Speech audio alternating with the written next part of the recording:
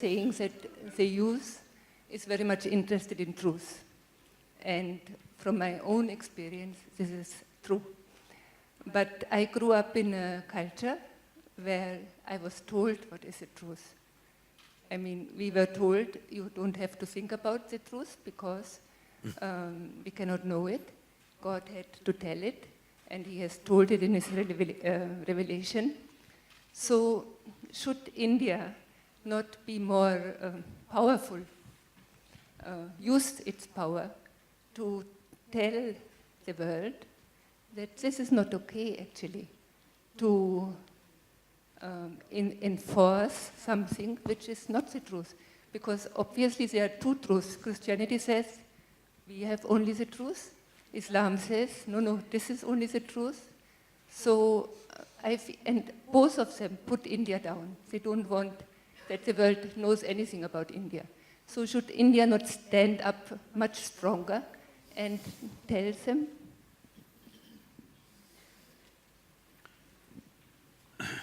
Please. Well, see, we must understand this. Whatever we are calling a soft power of culture, spirituality, art, music, if you look at it, there is no nation on the planet which has as complex music systems as we have. Every region has its own. And the complexity is so absolutely immense, how they use sounds and the mathematics involved in the sound making is too phenomenal. I'm saying this because we have a family full of artists and I'm constantly telling them, you're stuck in tradition. The very tradition which crafted these arts and sciences has become a trap. You have to step out of that. Otherwise, for example, Carnatic music is there. I'm telling you, if you pay enough attention to it, there's nothing more complex than that in the world in terms of arts. But it needs a cultivated audience. Somebody else who comes and sits here will get bored in the first 5 minutes, they'll want to leave. But if you do jing, jing, jing, jing, jing, everybody will sit because the body moves with it. So that cultivation has to happen means you have to step out of that container he was talking about. See, containers were created to protect the material that's inside. But if you create a container that you don't have a key to open, then you're not protecting it, you're imprisoning it. So right now, a whole lot of things like this are in India right now. We have things of tremendous value which we locked and kept for safety and we've lost the key. We don't know how to open the lock. It's right there, but it doesn't come out. So, about youth seeking truth, it's very natural for them, as you said. People have been told, this is the truth, this is a commandment.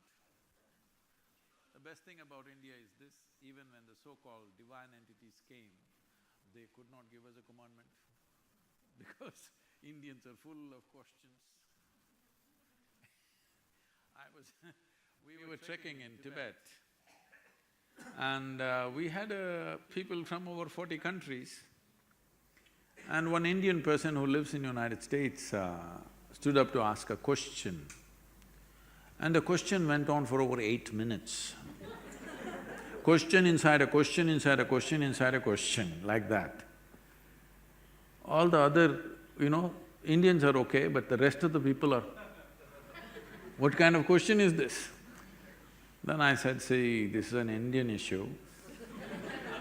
We've spent thousands of years asking questions and questions and questions.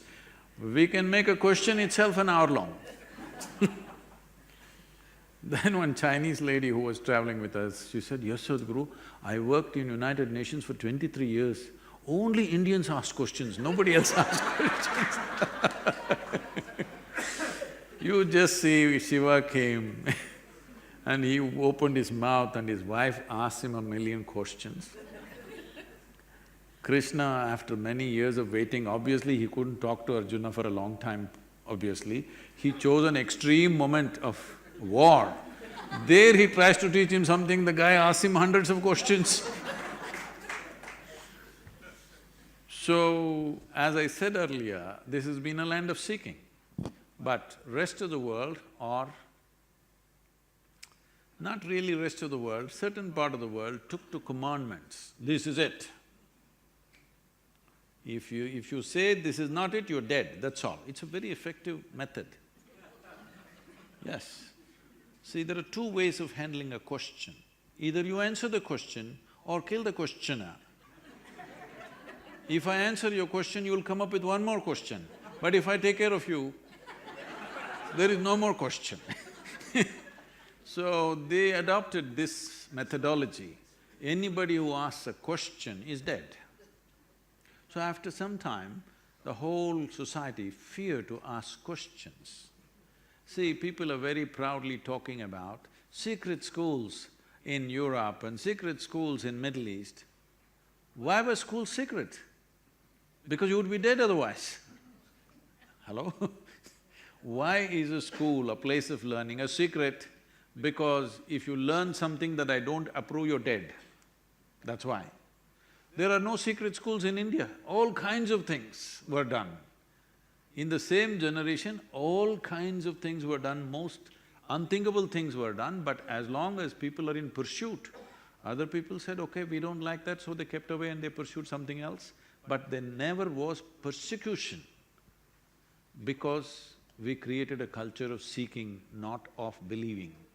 The moment you believe something, see, we must understand this. The moment we believe something, let's say I believe something and you believe something else, both of us are friends and everything is fine, but when it really comes to the crux, I will kill you. Because I believe this is it and you believe that's it. So there is no way out of that. So, we are still in that mode, but one tremendous thing that's happening in the world is heavens are collapsing, you know. Yesterday I was with a group of nearly 9,000 people in Bangalore who were with me for 2-day program, and I just asked, how many of you believe you're going to heaven? Only about 5 hands went up in 9,000, okay? So, are you hell candidates, I asked them. They said, no. Oh, we don't know. Oh, in the previous generation, if you'd asked this question, 80% of the hands would have gone up. So heavens are collapsing, which is a very good thing for seeking. Because heavens are collapsing means people… what heaven means is that there is a better place than this. This is a tragedy. This is the worst thing that human beings have been, trained to believe. The worst thing is there is a better place than this. So you can make a mess out of this and go there. You can make a hell out of yourself here and go to another heaven and live well forever, okay? What is there in heaven if you really look at it? Hindu heaven, food is very good. Really. In another heaven, there are those white-gowned ladies floating in the clouds. If you like that kind of ambience, you can go there. In another heaven, you will encounter virgin problems. If that's what you want, you can go there. But to go there, the basic quality is you must die. The qualification is you must be dead.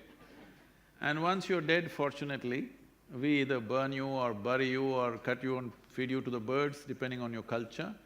One significant thing, ecologically significant thing that everybody will do is put their bodies back into the earth. Very good thing to do, except Elon Musk.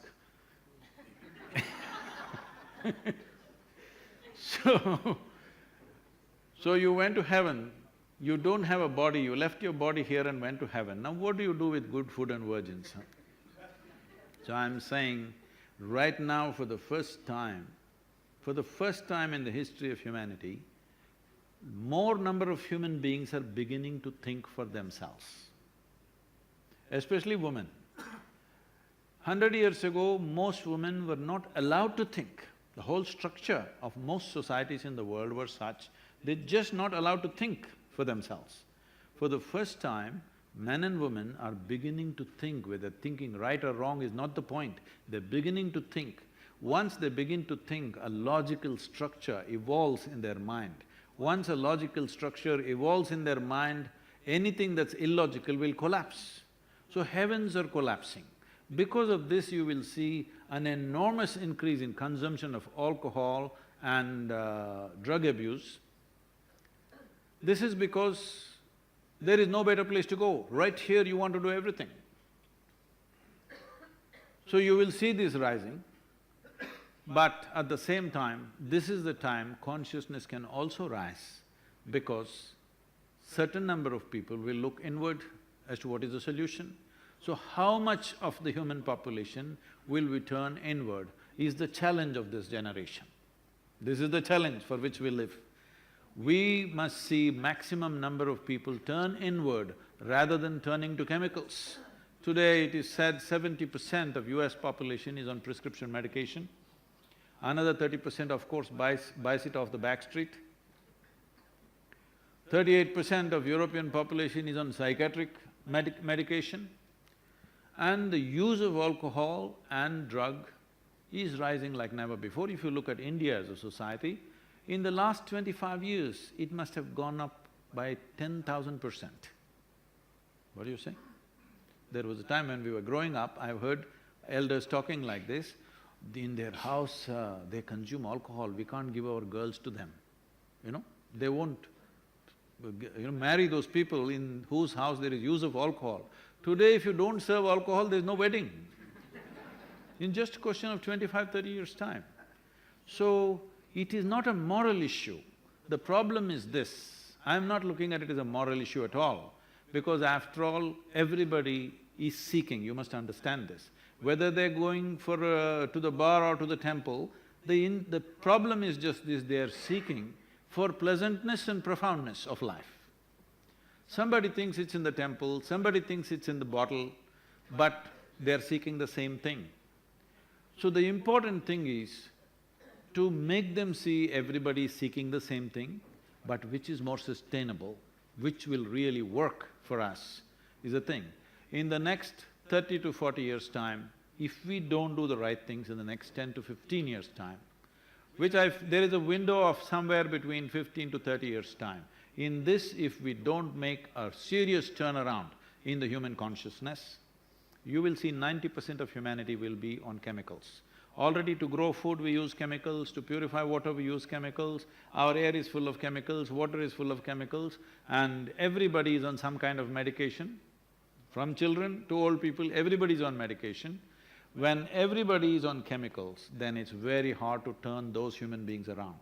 Before a large number of human beings or a huge percentage of human beings become chemically controlled, we must turn human consciousness around. This is the responsibility of this generation. This is our time on the planet. What are we going to make out of it is our business. Please, let's make it happen. Okay, this was the perfect summing up of what happened in this session. Our time is ended. Thank you very much, Sadhguru, and thank you everybody for being such great participants.